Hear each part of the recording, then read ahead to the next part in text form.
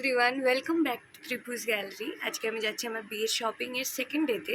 First day shoot করা হয়নি কারণ আমি আর আন্টি ছিলাম আর এত শর্ট নোটিসে শ্যুট করা হয়নি। তো আজকে চেষ্টা করব কিছুটা শ্যুট করার, দেখাবো সারাদিন কী কী করলাম, কোথায় কোথায় গেলাম। হয়তো অত ডিটেলে দেখাবো না, but as my daily vlog আমি কী কোথায় কোথায় ঘুরলাম অ্যান্ড অল এগুলো নিশ্চয়ই দেখাবো, যতটা পারবো শেয়ার করার চেষ্টা করব। এটা আমার আজকের আউটফিট, যেটা পরে আমি এখন শপিংয়ে যাব। এটাতে একটা স্যান্ডউইচ কিনেছিলাম, ওটা খাওয়া তো হয়নি, এখন একটু বসে স্যান্ডউইচ খাবো। আগের দিন আমি 7টায় বেরিয়ে 9টায় পৌঁছে গেছিলাম তাড়াতাড়ি, তো আজকে চেষ্টা করবো একটু লেটে বেরোনোর, যাতে আমি একটু লেটেই পৌঁছতে পারি। মানে লেটে বলতে টাইমে, বাট আমি ন্যাচারালি টাইমের অনেক আগে পৌঁছে যাই সব জায়গায়, তো ওই জন্য একটু অপেক্ষা করছি, একটু বাদে বেরোবো। তাই এখন একটু স্যান্ডউইচ খেয়ে নিই, তারপরে আবার বেরিয়ে ভিডিও করবো। রাস্তায় কথা বলতে কেন জানি না আমার ভীষণ লজ্জা লাগে। সেদিনকের ওয়েদারটা এত সুন্দর ছিল, যখন আমি বেরাচ্ছি তখন 7:30 বাজে। আমি শ্রীনগর থেকে দক্ষিণেশ্বর যাচ্ছিলাম মেট্রো ধরার জন্য। ওয়েদারটা এতটা সুন্দর ছিল যেটা মুখে বলার মতো নয়। এই সুন্দর ওয়েদারে শপিং করার আলাদাই মজা হবে। টালিগঞ্জ স্টেশনে নেমেই যেটা আমি নোটিস করলাম সেটা হলো হালকা একটু রোদ বেরিয়েছে, বাট স্টিল ওয়েদারটা খুবই ভালো। ওই ঠ্যাটা পড়া রোদ নয়, যেখানে আমরা খুব ভালো মতো ঘুরতে পারবো। শখের বাজার থেকে অটোর লাইনে আমি দাঁড়িয়েছি, মানে সরি, টালিগঞ্জ থেকে শখের বাজারের অটোর লাইনে দাঁড়িয়েছি, কারণ আমি এখন তুহিনের বাড়ি যাব। তারপরে আন্টিকে নিয়ে ওখান থেকে বেরাবো। তো এটা তুহিনদের বাড়ির রাস্তা। তো ওদের বাড়ি যাওয়ার পর আন্টি সবার আগে ফার্স্ট যেটা দিল সেটা হলো এই সানগ্লাসটা, যেটা তুহিন আমার জন্য এনে রেখেছিল। প্লিজ আমাকে কমেন্ট করে জানাবেন যে আমার সানগ্লাসটা কেমন হয়েছে আর আমাকে কেমন লাগছে।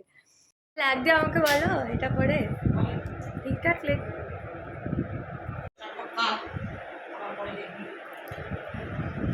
এই চশমাটা নতুন আর কি বানাতে দিয়েছিলাম, নতুন পাওয়ারটা বেড়েছে। আর এটা ফার্স্ট থেকে চশমা, টাইটানের শোরুম থেকে নিয়েছিলাম। কেমন লাগছে আমাকে অবশ্যই কমেন্ট করে জানাবে যে কেমন লাগছে চশমাটা পরে। তারপরে একটু দই মুড়ি খেয়ে, মানে দই মুড়ি খাচ্ছিলাম কারণ আমি কিছু খেয়ে আসিনি ওই স্যান্ডউইচটা ছাড়া। তারপরে আমরা রওনা দেব, এখন আমরা যাব দক্ষিণাপন। রাস্তাঘাটের বিষয়ে আমি খুব একটা পরিপক্ক নই, রাস্তাঘাট আমার চেনা নয়।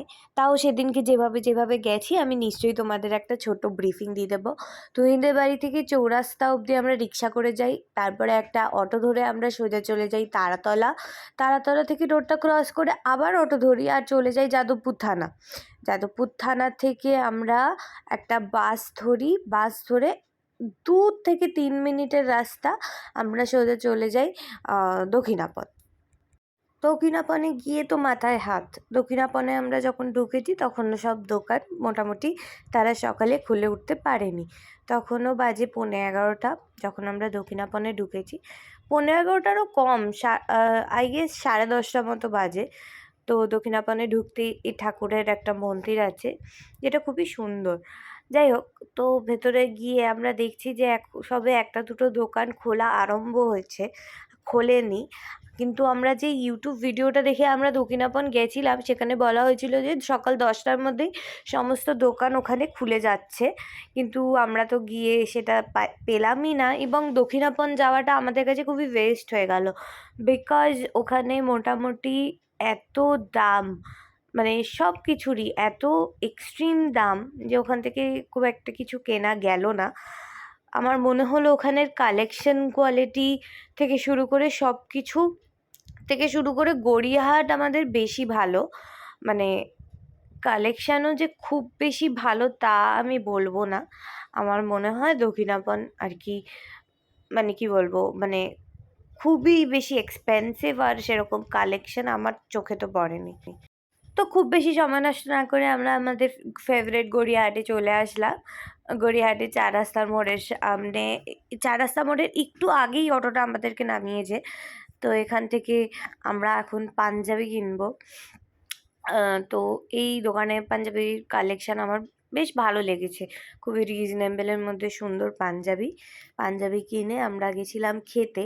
মাঝে আরও অনেক আমরা শপিং করেছি, বাট সেটা দেখাতে পারিনি বিকজ আমাদের কাছে এত ব্যাগ হয়ে গেছিলো, তো সেটা তোলার মতো ভিডিও করার মতো ক্ষমতা সেই মুহূর্তে ছিল না। তো আমরা এখন এখানে এসেছি ফিশ ফ্রাই খেতে। আচ্ছা, তোমার রিভিউ নেবো আমি আগের দিনের মতো।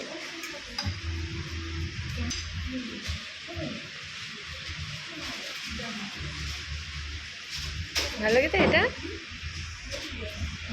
স্যাটিসফাই। তো আমরা যেখানে ফিশ ফ্রাই খাচ্ছিলাম তার ঠিক উল্টো দিকে রাস্তাটা ক্রস করলে হবে বাসন্তী দেবী কলেজ। বাসন্তী দেবী কলেজের ঠিক বাইরে এই শাড়ির দোকানটি, আর এই দোকানটিতে খুবই সুন্দর কালেকশন। তো আমরা এখানে শাড়ি দেখে চলে গেলাম আমাদের পুরনো একটা চেনার শপ, যেটা হলো গৌরী। এই গৌরী থেকে যে আমি আর আন্টি কত গয়না কিনেছিলাম আগের দিন গিয়ে, মানে এটা আমাদের খুবই ফেভারিট। এই কাকু আমাদেরকে প্রচুর ডিসকাউন্ট দেয়। তারপরে মোটামুটি 4-5 ব্যাগ ধরে আমরা সোজা অটো নিয়ে চলে আসলাম চৌরাস্তা থেকে। তারপরে রিক্সা করে আমরা যাব আবার বাড়িতে ফেরত।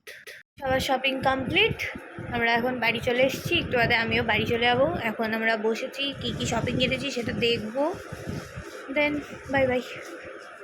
তো আজকের মতো টাটা, প্লিজ সাবস্ক্রাইব করে দিও, আর কেমন লাগলো জানিও।